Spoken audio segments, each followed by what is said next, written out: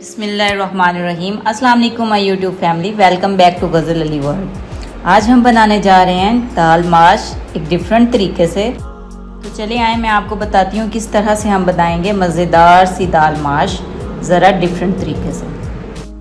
तो सबसे पहले हम अपनी दाल माश को हाफ़ बॉयल कर लेंगे। बॉयल करने के लिए हम सबसे पहले पानी को गर्म करेंगे। जी, तो हमारा पानी गर्म हो चुका है। हम इसमें डालेंगे दाल माश और इसको हम करेंगे हाफ़ बॉयल। अगर हम रोगन में फुल बॉयल दाल डालेंगे तो ये बिल्कुल घुल जाएगी, जो कि बिल्कुल टेस्टी और अच्छी नहीं लगेगी। जी, तो अब हम तैयार करने जा रहे हैं दाल माश के लिए अपना रोगन।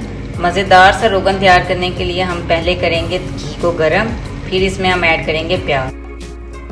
एक अदद कटी हुई प्याज, बारीक कटे हुए प्याज हम अपने गरम ऑयल में डाल देंगे और इनको ब्राउन करेंगे। अब हमारे प्याज पकना स्टार्ट हो गए हैं। हम इनमें ऐड करेंगे 2 बड़े वाली इलायचियाँ जो दाने से पीली हुई हैं। हम इन्हें तोड़ के डालेंगे। इसके साथ ही हम इसमें डालेंगे सब्ज़ इलायची, उसे भी हम तोड़ेंगे और फिर हम अपने प्याज में ऐड करेंगे। साथ हम दालचीनी ऐड कर देंगे। जी, तो देखिए जैसे हमारे प्याज थोड़े थोड़े ब्राउन होना शुरू हो गए हैं। अब हम इसमें ऐड करेंगे अदरक और लहसुन का बारीक कूटा हुआ पेस्ट। ये हमेशा हमने फ्रेश वाला डालना है। अब हमने रेड कलर के अच्छे से टमाटर लेके उनको बारीक सा मैश किया। मैश करके हम अपने इसमें ऐड कर देंगे मसालों में और अब इन्हें पकने के लिए रखेंगे 2 मिनट के लिए। फुल फ्लेम पे हमने इसको बना लिया। अब हमारे टमाटर फुल फ्लेम पे पक रहे हैं, जैसे कि आप देख रहे हैं। सबसे पहले हम अपने मसाले में ऐड करेंगे लाल मिर्च।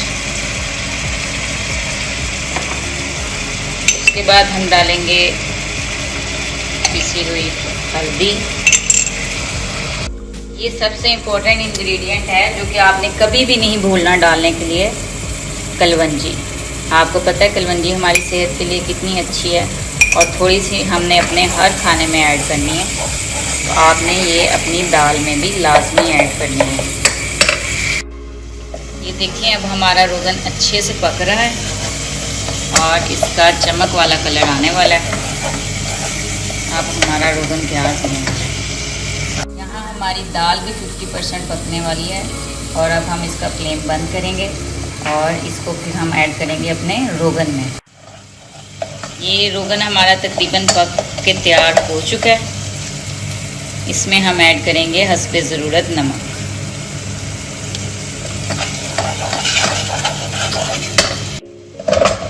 जी, तो ये देखें चमक वाला हमारा रोगन तैयार हो गया। हमें कैसे पता चलेगा? इसके कलर से। देख सकते हैं आप कितना अच्छा कलर आ गया। ये है हमारा रोगन। इस बला का नाम होता है रोगन। जब ये अच्छे से तैयार हो जाता है तब हमारे दाल का मसाला तैयार हो चुका है। इसका मतलब इसमें ऐड करने लगे हैं अपनी 50% पकी हुई दाल को मैंने आपको पहले भी बताया है फुल नहीं पकाना। अगर हम फुल पका लेंगे तो यहाँ बन जाएगी खिचड़ी दाल की तरह। तो अब हमने अपने रोगन बना के उसमें दाल ऐड करेंगे।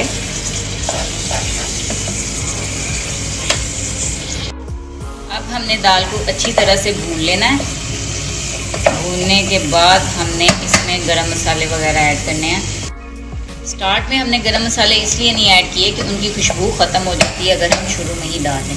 ये छोटी छोटी सी बातें होती हैं जो आपने लाजमी ऐड करनी होती हैं अपनी कुकिंग में, जिससे आपकी कुकिंग बहुत अच्छी हो जाती है। तो देखें अब हमारी दाल भुनी जा रही है और पक के तैयार होने वाली है। उसके बाद हम इसमें ऐड करेंगे गरम मसाले।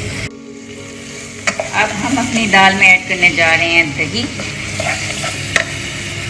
दही डालने के बाद हम थोड़ा सा और भूनेंगे अपनी दाल को और भूनने के बाद अब हमने दाल को पूरा पकाया नहीं था। इसको फुल पकाने के लिए हम इसमें ऐड करेंगे पानी।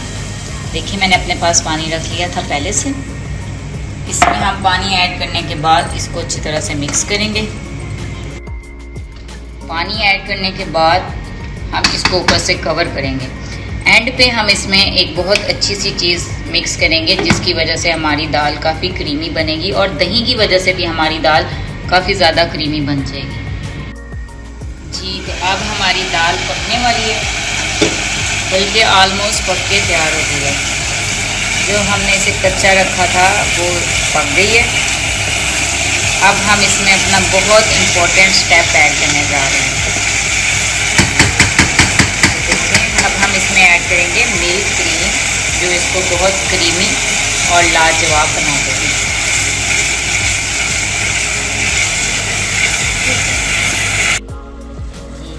क्रीम ऐड करने के बाद हम इसे अच्छे से हिलाएंगे और थोड़ा सा पकाएंगे। अब हम एंड पे इसमें ऐड करेंगे अपने गरम मसाले। ये है हमारे पास सारा पिसा हुआ गरम मसाला, ठीक है। इसको मिक्स करेंगे। इसके बाद हम इसमें ऐड करेंगे पिसा हुआ खुश्क धनिया, इसको हम मिक्स कर देंगे। और अब हम एंड पे इसमें डालेंगे सब्ज़ मिर्च। सब्ज़ मिर्चों से इसका टेक्सचर भी अच्छा होगा, इसकी लुक भी अच्छी हो जाएगी और टेस्ट तो अच्छा होगा ही होगा। ये जैसे कि आप देख सकते हैं हमारी मज़ेदार सी दाल माश तैयार हो चुकी है। अब हम फ्लेम को करेंगे बंद और दाल को डालेंगे प्लेट में और फिर इसको प्यारा सा सजा लेंगे।